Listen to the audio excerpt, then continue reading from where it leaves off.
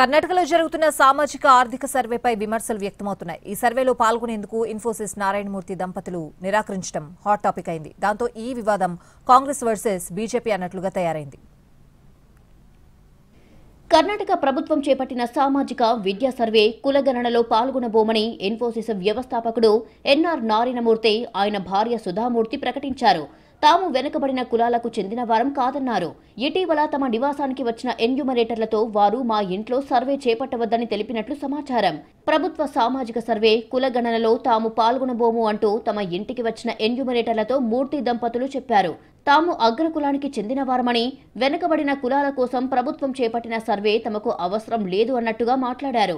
అదేవిధంగా ఎన్యూమరేటర్లకిచ్చిన ప్రొఫార్మాలో సుధామూర్తి మేం వెనుకబడిన కులాలకు చెందిన వారం కాదు, అందుకే ఆ గ్రూపుల కోసం ప్రభుత్వం చేపట్టిన సర్వేలో మేం పాల్గొనడం లేదని రాశారు. నారాయణమూర్తి సుధామూర్తి దంపతులపై కర్ణాటక ప్రభుత్వ పెద్దలు విమర్శలు గుప్పిస్తున్నారు. వారిపై సెటైర్లేశారు కర్ణాటక సీఎం సిద్ధరామయ్య. ఇన్ఫోసిస్ ఉన్నంత మాత్రాన అంతా వాళ్లకే తెలిసేమోనని వ్యంగ్యంగా వ్యాఖ్యానించారు.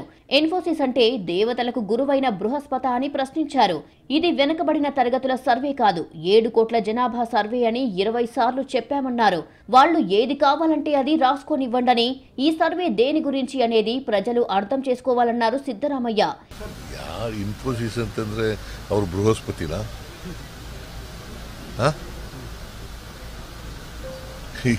ఈ విషయంలో ప్రతిపక్ష బీజేపీ నారాయణమూర్తి దంపతులకు మద్దతుగా నిలిచింది.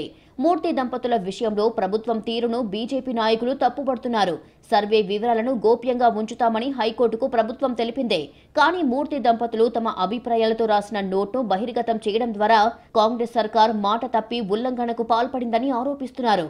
సుధామూర్తి ప్రస్తుతం రాజ్యసభ సభ్యురాలిగా కూడా ఉన్నారు. ఆమెను బీజేపీ ప్రభుత్వమే రాజ్యసభకు నామినేట్ చేసిందే. కర్ణాటక రాష్ట్ర వెనుకబడిన తరగతుల కమిషన్ చేపట్టిన సామాజిక సర్వే కులగణన అక్టోబర్ 19 వరకు కొనసాగుతుంది. 420 కోట్ల రూపాయల అంచనా వ్యయంతో చేపట్టిన ఈ సర్వేలో 60 ప్రశ్నలు ఉన్నాయి. ఈ సంవత్సరం చివరి నాటికి రాష్ట్ర ప్రభుత్వానికి సర్వే నివేదిక అందుతుందని భావిస్తున్నారు. సంక్షేమ పథకాలను మెరుగ్గా అమలు చేయడానికి, బలహీన వర్గాలకు మరింత సమర్థవంతంగా సాధికారత కల్పించడంలో ఈ డేటా సహాయపడుతుందని ప్రభుత్వం చెబుతోంది.